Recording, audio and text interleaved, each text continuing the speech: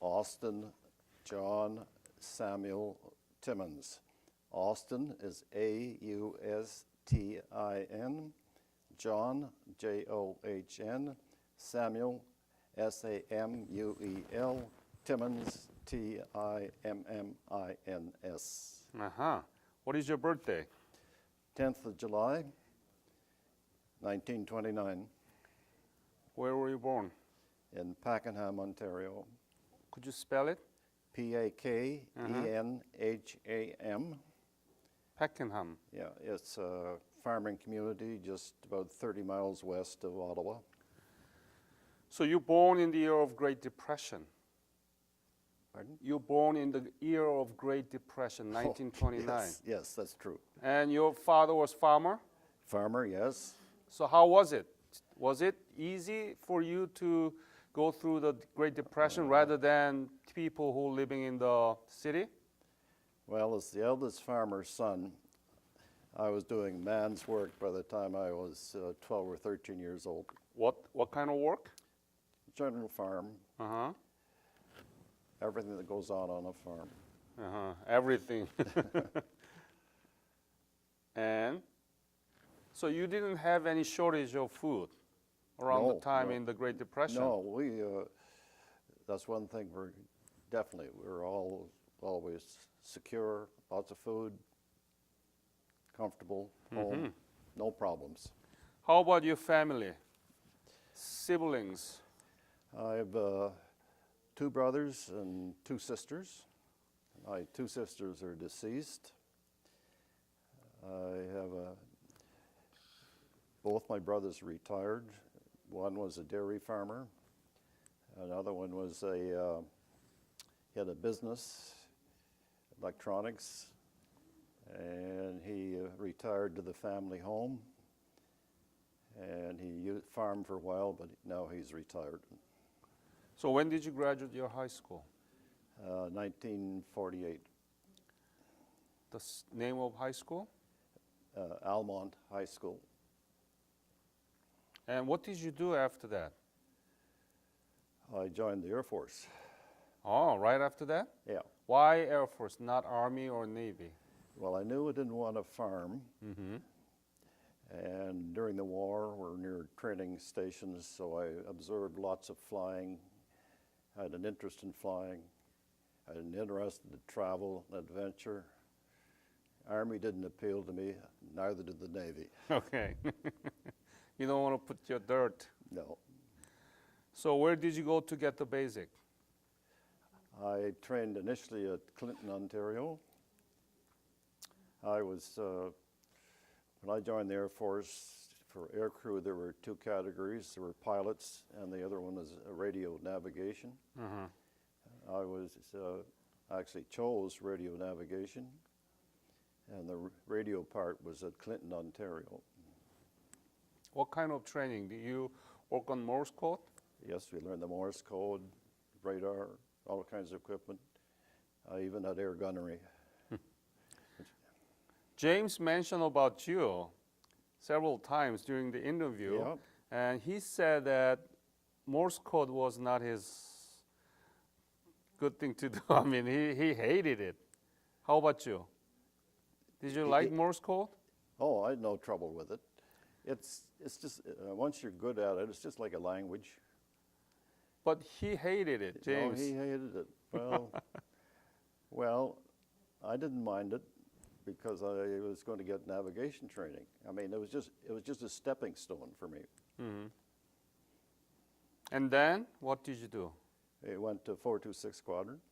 426. Squadron, yeah. Yeah.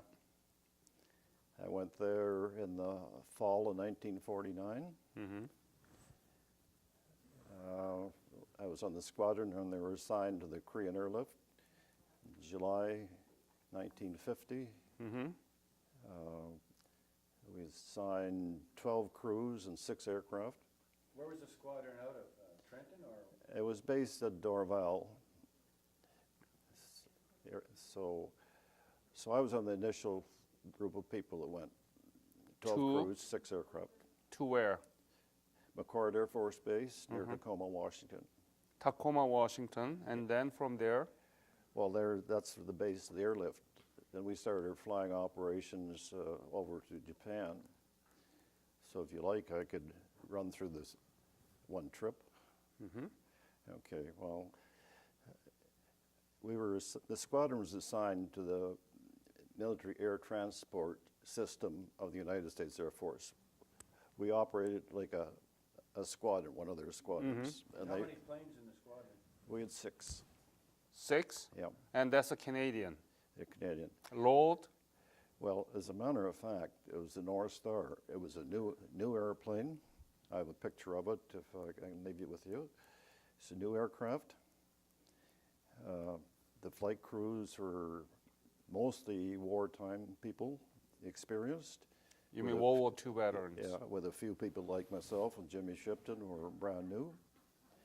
So the squadron was very capable. So new aircraft, experienced air crew.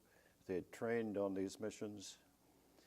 So the other thing was, with a small number of aircraft and small air crew, they had doubled the flying rate. It's called a surge. Mm-hmm. So we arrived at McCord Air Force Base one day. The next day, we dispatched aircraft to Japan. And from then on, it was 1 aircraft per day, which was a sizable, big operation. But anyway, routine in the beginning was we'd depart from McCord Air Force Base and fly to Anchorage, Alaska. That'd be daytime. We'd change crews there and start our next flight day, late afternoon. We'd fly to Shemya, which is in the Aleutians at the end of the island chain. We'd refuel there. And I might mention sometimes we wait 4 or 5 hours for fuel because all the aircraft were staging through there. Then we'd fly to Japan. So that stage from Anchorage to Tokyo would be a 24-hour day for us. That was the hard part. So then we would, coming back, we'd fly from Japan to Shemya to Anchorage, and we'd stay overnight, get a crew change, then back to McCord. We'd get a few days off, away we go again. Were your supplies mainly for the Canadians or were they for the Americans? Or were they both? The cargo you were carrying, was it the cargo for the Canadian military or somebody else? What we were carrying initially were troops, American troops. American troops? Yeah, and they'd be and shockingly young, like teenagers. I was young, but they were younger. And they had a rifle, not much else. They didn't look like they had much training, and they flew all the way to Japan without a break. So they would, it's a noisy aircraft, so they would be deaf for a couple of days. So that was in the beginning. Later on, we started carrying cargo, spare parts, and mail. So I think I heard from James that it was maximum 45 people that you were able to carry? Something like that, Yeah. yeah. And 12,000 pounds of cargo. Or 12,000. What kinds? Ammunition or food or what? Well, there'd be spare parts. We wouldn't know what they were, really, but and mail and stuff like that.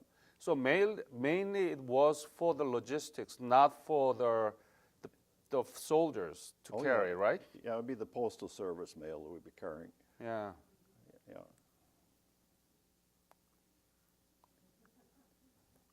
Wow. So that's the mission that your squadron was in charge. Yeah. That's the way it was in the beginning. In early '51, our mission changed. Okay. Yeah. We started doing medical evacuations. Yeah. Right. Okay, so the crew then would fly the normal route to Japan. We would get our casualties at a place called Tommy, just a couple of hours south of Tokyo. And we would go to Wake Island. There'd be a crew change at Wake Island. We'd fly to Honolulu, be a crew change at Wake Island. And we'd we take our up to Travis Air Force Base. And the interesting thing there is the celebrities from Hollywood. We see them in the terminal greeting the wounded soldiers. Oh, really? Yeah, that was pretty common. Anybody remember specifically? Alan Ladd. Ah, You know, I remember him. He's very short, and he always had a stool for him to stand on. what kind of patient did you carry, and how was it? I mean, Well, I don't know if you recall during the war, in the winter, the troops weren't very well equipped with clothing. so frostbite. Yes, they got frostbite. So there were we were carrying a lot of amputees. Oh. 2 arms, 2 legs, in the worst case, all of them. It's really shocking seeing them loaded on the aircraft. That's my worst experience. Well, how was their spirit? Well, we, as flight crew, we really didn't have anything to do with them. They were looked after by flight nurses and medical attendants. So we climbed on the aircraft, went to the front end, did our duty. So I can't answer that. How was it flying with the nurse together? Flying nurse. Again, we did nothing to do with them. Oh, but you were in the same airplane. Oh yeah, but they were busy in the back. They had 25 or 30 badly wounded people to look after. It was all business. So we had our job to do, and they had their job to do. There were Canadian nurses on, I don't know whether you know that or not, but they flew with the American medical evacuation teams. Right. Sure. Have you been to Korean soil? You mean during that period Yeah. of time? Yeah, I was there several times. How and why? Well, And when was it? Tell me about details. okay. It was 1951. Mm-hmm. I was assigned to an American troop carrier squadron briefly. So I can remember the places we went. We went to Busan a couple of times, Taegu, Suwon, Hongsong, Kimpo. Mm-hmm.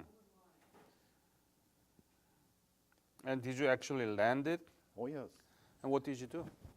Why were you there? They were just delivering goods. You just stopped, got rid of them, offloaded, back to Japan. What kind? Well, it varied. Sometimes there was hardly anything aboard. It was a scheduled operation. I remember Hong Song specifically because we landed on a gravel strip along the side of road. Oh, really? And just refugees streaming by on the road. Mm-hmm. So that any particular scene that you still remember about Hong Song or Gimpo or Busan? Well, any? That was my memory of Hong Song. I can't remember whether it's Suwon or Taegu were in there, and the Chinese were just across the hill. Combat was going on there. Were you able to see them, Chinese? So, I didn't see the people and saw the planes dropping napalm on them. Oh. So that's the closest I was to any action as an observer. So, any particular episode that you want to share about your duties during the Korean War? We all have our stories. Matter of fact, that was a favorite pastime about the crews, and they got together, they talked about the mishaps or things that happened.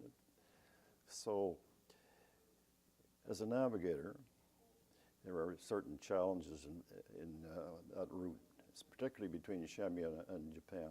Mm-hmm. Why is that? It's not that far from there, you know, illusions and... That's right. That's right. You had to stay away from that. But the weather was such that you're in cloud most of the time. Our aircraft is unpressurized. So in fact, on that route, we're practically always flying in cloud. Huh. and we didn't have any navigates. There's one called the pressure pattern, which I could explain to you. It's a very simple thing, but you have to have a reasonable wind forecast. So one experience I had, we were several hours into our flight, I get a break in the cloud, I get an astrofix, and we're way behind where we're supposed to be. We've been flying into a low-level jet stream. So we had requested descent, went down to the lowest level possible, and we made it in okay. So, You must have been might have been out of fuel then. well, that was the risk. If we stayed high, we would have run out of fuel. That's what you do. If you run into a strong wind, Yeah. you go down. Yeah. Yeah. Another occasion, you had Gordon Webb on your list at one time, and he didn't come. I flew with him for 15 trips. Really an outstanding pilot. And coming back from Japan one time, we're destined for Shemya. They closed the airport, 100-mile-an-hour crosswinds, runway iced over. We had to go to ADAC, not far away, and it was right down, and we had to descend on a radar control approach. Went down the runway, it's sloping down, a lot of mechanical turbulence. I've never seen two pilots so stressed and trying to keep the aircraft right side up. And just the skill of Gordy Webb, I would say that we made that okay. So these are the things we talk about.